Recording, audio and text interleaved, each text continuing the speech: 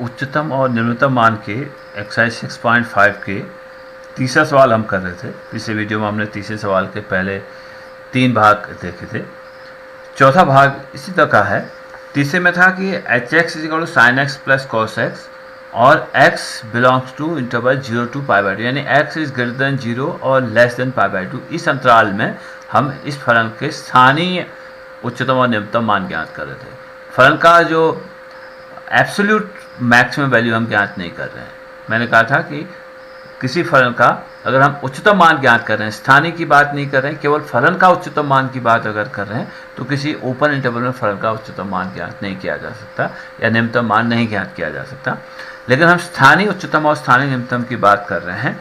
तो अब हमारे पास फलन ये है F X equal to sine X minus cos x, और इसमें x greater than 0 less than 2π, यानी पूरे एक रोटेशन 0 से 2π के बीच में जो है x का मान था। पहले में x का मान केवल 0 से π/2 के बीच में था, फर्स्ट क्वाड्रेंट में था। तो हमें इस फलन का स्थानीय उच्चतम और स्थानीय निम्नतम मान ज्ञात करना है। इसके लिए हमें इसको फर्स्ट डेरिवेटिव ज्ञात करना होगा। साइन का डिफरेंस कॉस एक्स, कॉस का माइनस साइन एक्स, तो ये cos x plus sine x हो गया। तो जहाँ भी फलन उच्चतम और निम्नतम होगा उन बिंदुओं पर फर्स्ट डेरिवेटिव शून्य होगा, इसलिए हमने जब f dash x equal to 0 sine x plus cos x equal to 0। अब इस त्रिकोणमितीय समीकरण को हल करने के 2 तरीके हैं। एक तरीका तो ये मैंने कल बात करी थी, आप √2 से इसको गुणा करके एक ऐसे त्रिकोणमितीय समीकरण में इसे बदल दीजिए, cos x प्लस π/4, या cos में बदल दें या साइन में बदल दें।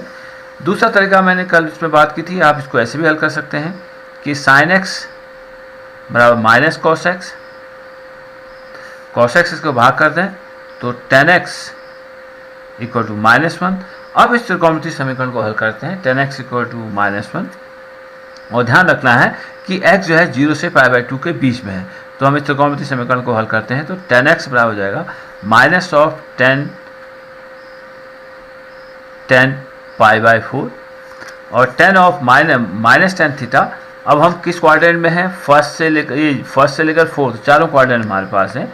तो tan x बराबर हुआ हमारे पास tan, एक तो हो जाएगा tan π - π/4, या हमारे पास जाएगा tan x बराबर 2π - π/4।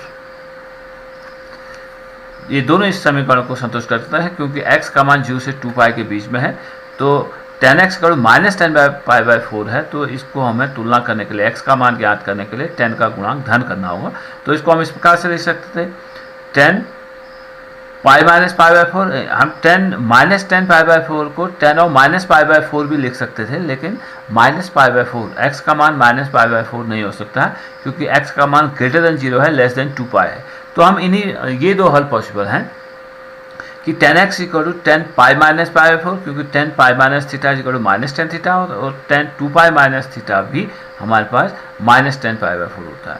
इसलिए यानी tan 2π - theta equal to -tan theta होता है। तो इससे x का मान एक तो ये आया, x इक्वल टू एक मान तो आया π - π/4 यानी 3π/4, और दूसरा मान हमारे पास x का आया 4 दूना 8 ऋण 1 7π/4। ये इसके हल हुए, ये त्रिकोणमितीय समीकरण के हल हुए।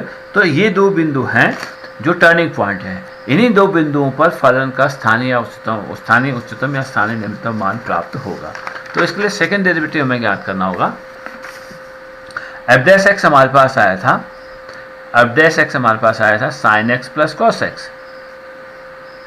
अब हम एफ डबल डैश एक्स निकालते हैं, तो ये जाएगा cos x minus sine x. अब इन 2 बिंदु पर 3π/4 पर एफ डैश एक्स का मान एफ डबल डैश एक्स का मान 3π/4 पर ज्ञात करते हैं। कॉस ऑफ 3π/4 का मतलब हुआ π - π/4 माइनस साइन ऑफ π - π/4।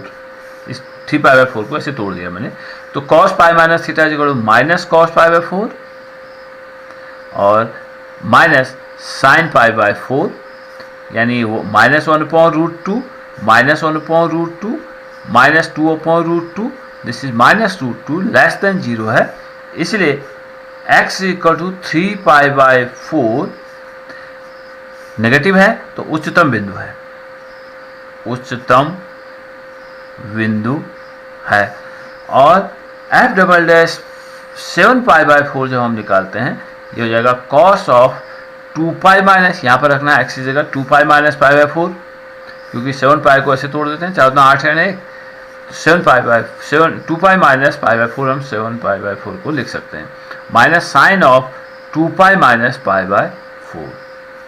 अब sine 2 pi minus theta is equal sine theta होता है, ये कॉस पाई बाई 4 हो जाएगा, और sine 2 pi minus theta is equal minus sine theta हो जाता है, minus minus plus sine pi by 4 हो जाएगा।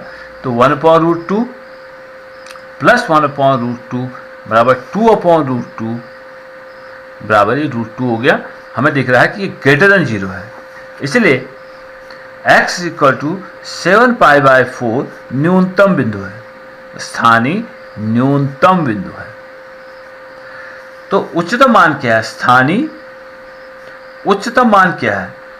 उच्चतम मान यानी फलन के मान में जो फलन है वहां पर x की जगह हम 3 पाई बाई 4 रख देंगे, f 3 पाई बाई 4। fx हमारे पास फलन था sin x minus cos x, फलन हमारे पास fx ये था sin x minus cos x, तो यहाँ पर मैं x की जगह रख देना है 3 पाई बाई 4, तो sin pi minus pi by 4 minus cos of pi minus pi by 4 बराबर हो जाएगा साइन पाई बाई 4, और cos pi minus theta is equal to minus cos theta, तो ये प्लस कॉस पाई बाई 4 हो जाएगा। ये भी हमारे पास आया √2 अपने आप आ जाएगा, इसको हल कर लेंगे, जैसे ये आया था वैसे ये भी हो जाएगा √2। तो ये स्थानीय उच्चतम मान है, फलन का स्थानीय उच्चतम मान है। और स्थानीय निम्नतम मान जब हम ज्ञात करते हैं तो ये हो जाएगा f ऑफ 7 पाई बाई 4, तो इस फलन में हमें x जगह रख देना है 7 पाई बाई 4। 7 पाई बाई 4 का मतलब हुआ 2 पाई माइनस पाई बाई 4 और minus cos of 2 pi minus pi by 4, 2 pi minus pi by 4 बराबर माइनस साइन पाई बाई 4, क्योंकि sine 2 pi minus theta is equal to minus sine theta, और minus cos of pi by 4, ये अपने आप आया आपके पास minus √2, इसका मान हो गया। ये स्थानीय निम्नतम मान है और स्थानीय उच्चतम मान है। इस प्रकार से इन सवालों को हम हल करते हैं। इसी में अगर हम पांचवा भाग देते हैं, इसे 5वें से 6ठा देखिए, 5वां सिंपल है, इसको आप डिफरेंशिएट करिए। gx equal to x by 2 plus 2 by x when x is greater than 0। केवल x ग्रेटर देन 0 के लिए इसका जो प्रांत है x ग्रेटर देन 0 है, इसके लिए हमें इसके स्थानीय उच्चतम और निम्नतम मान इसके प्रांत में ज्ञात करने होंगे। तो जब पहले हमें g डैश निकालना होगा, g डैश x इक्वल हो जाएगा 1/2 माइनस 2/x स्क्वायर। तो जब g डैश x बराबर 0, तो हमारे पास हो जाएगा हाफ माइनस 2/x स्क्वायर बराबर 0, या 2/x स्क्वायर बराबर 1/2, या x स्क्वायर इक्वल टू 4, क्योंकि x ग्रेटर देन 0 है तो x इक्वल टू -2 हम नहीं लेंगे, इसलिए हम x इक्वल टू केवल 2 मान लेंगे। यही एक टर्निंग पॉइंट है इसके अंतराल में, जहाँ पर फलन का मान उच्चतम या निम्नतम हो सकता है। तो इसके लिए g डबल डैश x निकालते हैं, ये हो जाएगा 4/x क्यूब, 1/x स्क्वायर का डिफरेंशिएशन आपको पता है, माइनस ये हो जाता है आपके पास माइनस 2 इसकी घात 1 बढ़ जाती है, जो घातांक होगा ऊपर जाएगा और नेगेटिव हो जाएगा, तो माइनस माइनस प्लस हो गया, 2 दूना 4/x की घात 3। तो g डबल डैश इस बिंदु पर चाहिए, 2 पर हमें चाहिए 4/8 बराबर 1/2, एक पॉजिटिव है, अतः x इक्वल टू 2 न्यूनतम बिंदु है, स्थानीय न्यूनतम बिंदु है। और न्यूनतम मान अगर हमें निकालना है, न्यूनतम मान फलन का हो जाएगा दैट इज g2 बराबर 2/2 धन 2/2 बराबर 1 धन 1 बराबर 2।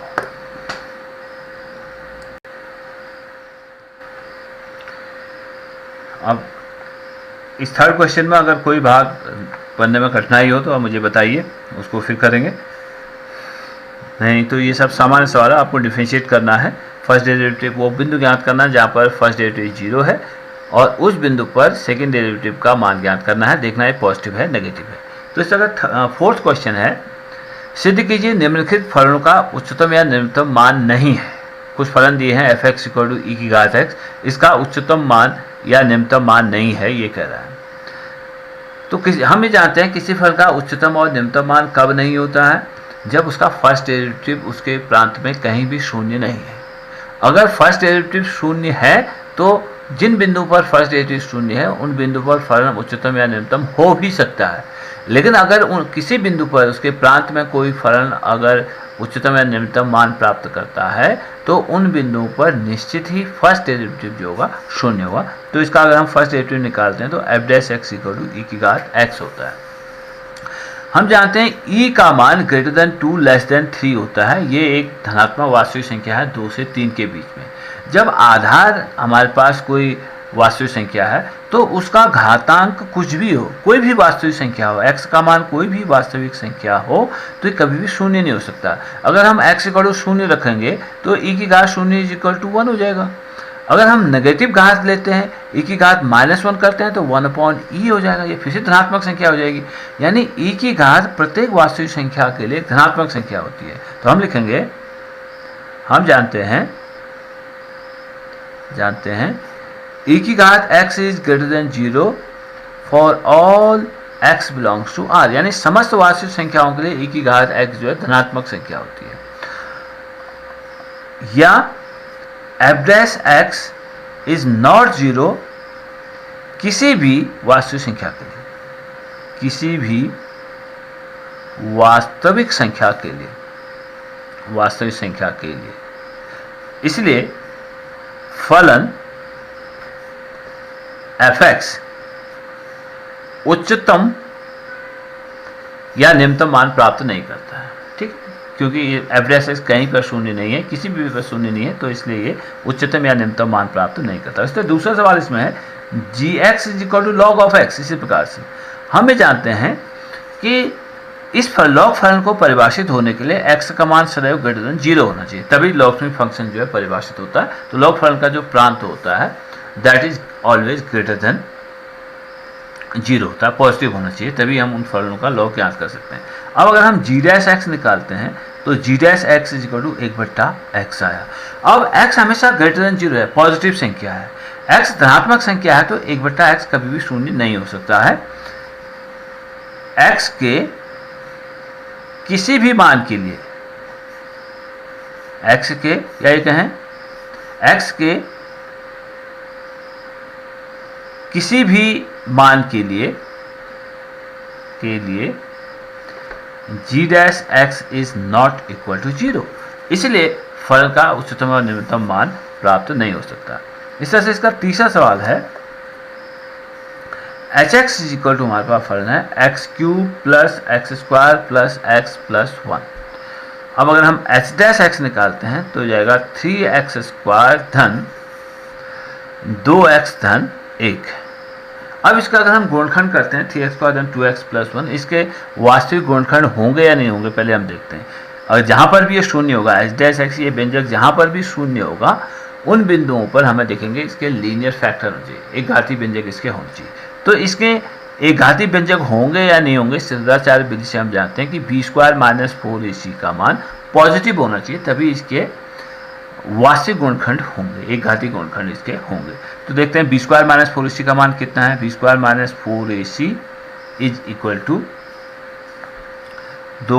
b का मतलब 2, c का मतलब 1 और a का मतलब 3।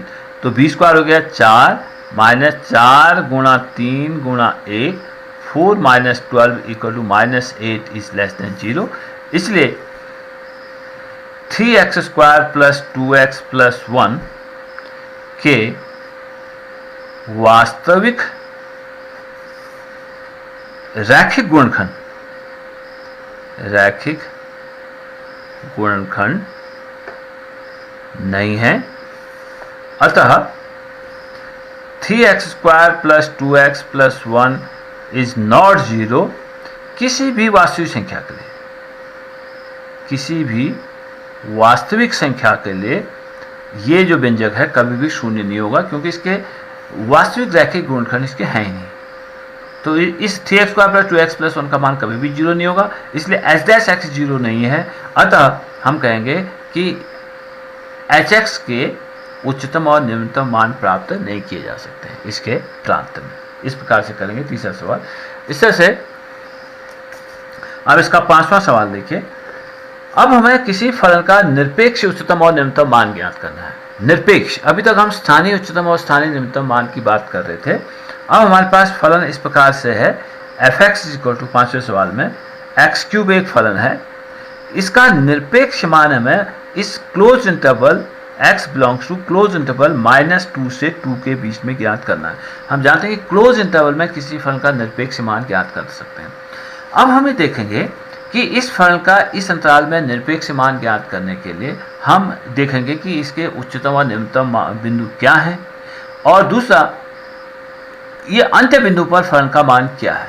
इन सभी बिंदुओं पर फलन का मान ज्ञात करके हम देखें, उसमें से छांट लेंगे कि फलन उच्चतम कहाँ पर है और फलन निम्नतम कहाँ पर है। एक काम तो हो गया, हमने f'(x) जब 0 किया, पहले f'(x) निकालेंगे। f'(x) हो जाएगा 3x², और जब 3x² बराबर 0 हुआ तो इसलिए x बराबर 0 होगा। अब एक चीज देखिए, फलन का उच्चतम मान या तो इसके अंत्य बिंदुओं पर होगा, किसी भी क्लोज इंटरवल, या तो -2 पर होगा या 2 पर होगा, या उस स्थानीय उच्चतम या निम्नतम बिंदु पर होगा जो कि इस अंतराल में है। तो उच्चतम मान ज्ञात करना है फलन का, तो वो 3 बिंदुओं पर ज्ञात करना है फलन का मान, -2 पर, 2 पर और 0 पर। यहाँ पर सेकंड, जब हम फलन का निरपेक्ष उच्चतम और निम्नतम मान किसी क्लोज इंटरवल में ज्ञात कर रहे हैं तो वहाँ पर सेकंड डेरिवेटिव का कोई रोल नहीं है। हम फलन का मान अब इन बिंदुओं पर ज्ञात करेंगे। ये 0 बिंदु इसी अंतराल में है, ठीक है, -2, 2 और 0 पर कहीं एक बिंदु पर फलन का उच्चतम और निम्नतम मान प्राप्त होगा। तो f(-2) कितना है, -2 की घात 3 बराबर 8, f(2) बराबर 2 की घात 3 बराबर 8, और तीसरा f(0) ये -8 हुआ, -8 हुआ। तो इसलिए f(0) बराबर ये 0 हो गया। अतः फलन का हमें दिख रहा है जो उच्चतम मान है वो तो 8 है, और जो निम्नतम मान है फलन का -3 है। तो यही हमें बताना था। फलन का उच्चतम मान तो हो जाएगा 8, और फलन का जो निम्नतम मान है वो हो जाएगा -8। तो इस प्रकार से किसी क्लोज इंटरवल में जब किसी फलन का उच्चतम और निम्नतम मान ज्ञात करना है तो हम पहले तो वो एक तो ये जो अंत्य बिंदु हैं, एक्सट्रीम पॉइंट इन्हें कहते हैं, अंत्य बिंदु पर या तो उच्चतम निम्नतम होगा, या इस अंतराल में कोई ऐसा बिंदु तो नहीं है, उच्चतम निम्नतम बिंदु तो नहीं है, उन बिंदु को हम ज्ञात कर लेंगे। तो ये जो बिंदु है x = 0, यहाँ पर फलन का उच्चतम या निम्नतम हो सकता है। हमें ये नहीं देखना है कि सेकंड डेरिवेटिव टेस्ट करके ये नहीं देखना है कि यहाँ पर उच्चतम है या निम्नतम है। तो इस बिंदु पर फलन का मान उच्चतम या निम्नतम हो सकता है। तो इन सभी बिंदुओं पर फलन के मान ज्ञात कर सकते हैं, करेंगे 0, -2 और 2, और इनमें से छांट लेंगे कि अधिकतम मान कहाँ पर है और न्यूनतम मान कहाँ पर है। तो इसी तरह से जैसे इसमें और सवाल हैं, f(x) देखें, दूसरा सवाल जैसे है f(x) = sin x + cos x, sin x + cos x, और जो फलन का मान ज्ञात करना है x belongs to close interval 0 to π के बीच में फलन का उच्चतम और निम्नतम मान ज्ञात करना है। तो 0 और π पे तो चेक करेंगे ही फलन के मान क्या है, और तीसरा बिंदु या और बिंदु हो सकते हैं इस अंतराल में जहाँ पर फलन उच्चतम और निम्नतम मान ज्ञात करता है, प्राप्त करता है। तो उन बिंदुओं पर को पहले ज्ञात करने के लिए फर्स्ट डेरिवेटिव ज्ञात करना होगा। f(x) = cos x - sin x। जब f(x) = 0 तो कौन सी समीकरण हो गई, cos x - sin x बराबर 0, या sin x बराबर cos x, cos x का भाग कर दें तो tan x बराबर 1। अब 0 to π में चाहिए, tan x 1 कहाँ पर होगा, tan x = π पर हो जाएगा, tan π/4, एक ही बिंदु होगा, π/4 पर ही ये 1 होता है, अन्य पर ये नेगेटिव हो जाता है, इसलिए x = एक बिंदु हमारे पास आया π/4। अब इन तीनों बिंदु पर f(0) पर फलन का मान, तो f(0) पर फलन का मान ज्ञात करेंगे, हो जाएगा sin 0 धन cos 0, cos 0, sin 0 0 धन 1 बराबर 1, और पाई पर फलन का मान ज्ञात कर देंगे। पाई पर फलन का मान हो जाएगा sin पाई धन cos पाई बराबर 0 - 1 बराबर -1। अब π/4 पर फलन का मान ज्ञात करेंगे, f(π/4) बराबर sine pi by 4 plus cos pi by 4 बराबर 1/वर्गमूल 2 धन 1/वर्गमूल 2 धन 2/वर्गमूल 2 बराबर वर्गमूल 2। तो यही फलन का उच्चतम मान है। तो फलन का मान 0 पर 1 आया, पाई पर -1 आया और पाई बाय 4 पर वर्गमूल 2 आया। तो जो उच्चतम मान है यही है। उच्चतम मान फलन का जो है वो √2 हो गया, और जो फलन का निम्नतम मान है, निम्नतम मान जो है अब इनमें से छाड़ लेंगे, -1 है, ये फलन का निम्नतम मान हुआ। इस तरह से इसका 7वां सवाल देखिए, हमें अंतराल क्लोज इंटरवल 0 to 3 में एक फलन f(x) = 3x⁴ माइनस 8x³ धन 12x² ऋण 48x धन 25 का इस अंतराल में उच्चतम और निम्नतम मान ज्ञात करना है। तो काम वही करना है कि पहले उन बिंदुओं को ज्ञात कर लीजिए, क्या इस क्लोज इंटरवल 0 to 3 में कोई उच्चतम और निम्नतम बिंदु है फलन का। तो इसके लिए हमें f' ज्ञात करना होगा। 4 12x³ ऋण 8 24x² धन 12 24x ऋण 48। तो इसमें 12 कॉमन दिख रहा है, 12x³ माइनस 2x धन 2x² धन 2x ऋण 4। तो ये f' का मान हुआ। जब f' बराबर 0 है तो हमारे पास आया 12 गुणा x³ माइनस 2x² धन 2x ऋण 4 बराबर 0 हो गया। अब इसके गुणनखंड, वैसे जो 3 घातीय व्यंजक होते हैं उनके गुणनखंड हम शेषफल प्रमेय से ज्ञात करते हैं। तो यहाँ पर लेकिन गुणनखंड सीधे सीधे दिख रहे हैं, ये एक है, ये एक है, इन दोनों में से कुछ कॉमन लेके गुणनखंड सीधे हो जा रहे हैं। तो ये आया हमारे पास 12 गुणा, इन दोनों में कॉमन है x², ये हो जाएगा x माइनस 2 प्लस 2 कॉमन है x माइनस 2 = 0। 12 गुणा x माइनस 2 गुणा x² प्लस 2 = 0। तो यहाँ से x² प्लस 2 तो 0 हो नहीं सकता है, x² plus 2 is not equal to 0, therefore x minus 2 = 0, यानी x = 2 आया। तो फलन का अब उच्चतम और निम्नतम मान ज्ञात करने के लिए यही 3 बिंदु हैं। 0 पर, क्योंकि 2 भी इसी अंतराल में है, ये भी यहाँ पर भी फलन का उच्चतम और निम्नतम मान हो सकता है। तो इन 3 बिंदुओं पर फलन का उच्चतम और निम्नतम मान ज्ञात कर लेंगे। पहले f0 ज्ञात करेंगे, तो ये सिंपली सब 0 हो गए, ये आ गया 25।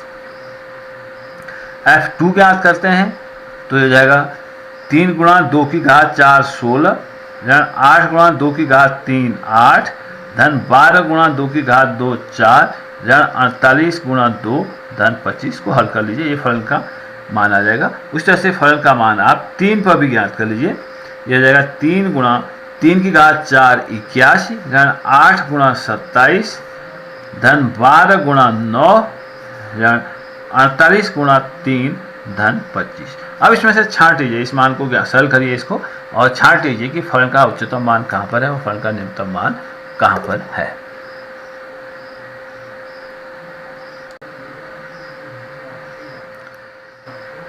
इसी का 8वां सवाल है, f(x) = sin 2x, इस फलन का क्लोज इंटरवल 0 to 2π के बीच में उच्चतम मान ज्ञात कीजिए। इस क्लोज इंटरवल 0 to 2π में तो उच्चतम मान या तो 0 पर होगा या 2π पर होगा, या वो उच्चतम बिंदु हमें इस अंतराल में ज्ञात करना होगा। तो इसके लिए हमें फर्स्ट डेरिवेटिव ज्ञात करना है। f' आया 2 cos of 2x, तो उच्चतम बिंदुओं के लिए f' 0 होगा। जब f' बराबर 0 तो हमारे पास हुआ 2 cos of 2x बराबर 0, यानी cos of 2x बराबर 0। तो इस त्रिकोणमितीय समीकरण को हल करना है। तो एक चीज़ को हमें देखते हैं, इसको ही समझिए जरा सा। x का मान जो है ग्रेटर देन इक्वल टू 0 और लेस देन इक्वल टू 2π है। x का मान क्लोजर इंटरवल 0 to 2π के बीच में है। हम cos 2x = 0 के लिए इसको हल कर रहे हैं, तो 2x का मान इसको 2 से गुणा करते हैं, is greater than equal to 0 और लेस देन इक्वल टू 4π के बीच में होगा। तो जब हम इसको हल करेंगे तो 2x का मान 0 से 4π के बीच में हो सकता है। जब x का मान 0 से 2 पाई के बीच में है, हम इसको हल कर रहे हैं 2x के लिए, तो 2x का मान 0 से 4 पाई के बीच में हो सकता है। तो जब हम हल करेंगे तो पूरे अंतराल में यानी 2 चक्कर के लिए इसको हम हल करेंगे। एक बार 0 से ये हो गया 0 से 2 पाई, और फिर एक बार और इसको हल करेंगे यहाँ से यहाँ तक 0 to 4 पाई के लिए हम इसको हल करेंगे। तो 2x का मान हो सकता है 2x इज इक्वल टू, जो कोसाइन फलन कब 0 होता है, जब परिक्रमण रेखा y एक्सिस के अनुदिश होती है इस प्रकार से, यानी π/2 पर, 3π/2 पर, 5π/2 पर और 7π/2 पर, ये 4 हल इसके हो सकते हैं। तो 2x इज इक्वल टू हमारे पास हो जाएगा π/2, 3π/2, 5π/2 और 7π/2, ये पॉसिबल हल है इसके। तो जब हम x का मान ज्ञात करते हैं तो 2 का भाग करते हैं, π/4, 3π/4, 5π/4 और 7π/4, ये सभी हल जो हैं ये 0 से 2 पाई के बीच में है।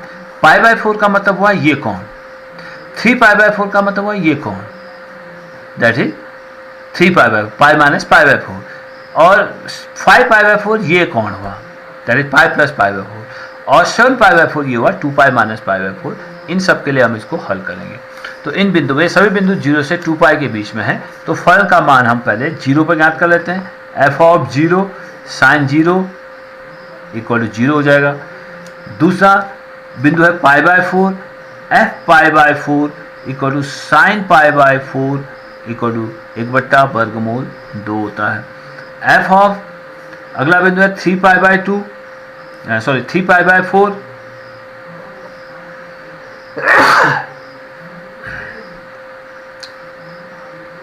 साइन 2x था, सॉरी ये 2 गुणा π/4 यानी π/2 हुआ, साइन π/2 है, साइन π/2 इक्वल टू 1 हुआ सर।